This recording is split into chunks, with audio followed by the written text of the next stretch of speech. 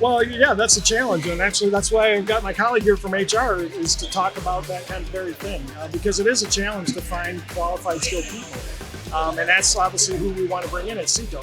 I'm a former machinist; that's how I got my start, and what I want to convey to a lot of the students is that it can lead to a lot of different things just by coming in at any level, and it can lead to a whole career, very exciting career in the manufacturing industry. So SECO, as a manufacturing group, we have to move past just traditional tools, which we've done for years, which we still are going to do, but we got to move into the different sectors, and we got to look at CAD/CAM, and we got to look at looking at your machine productivity and monitoring, that kind of stuff. So, SECO's expanding just like the industry is. So it's interesting to see. And we did the tour earlier, and I'm like, yeah, we're working on that too, and this is the same thing we're doing. And so it's like we're all working it together, and we need people to do that, and people that are excited about it.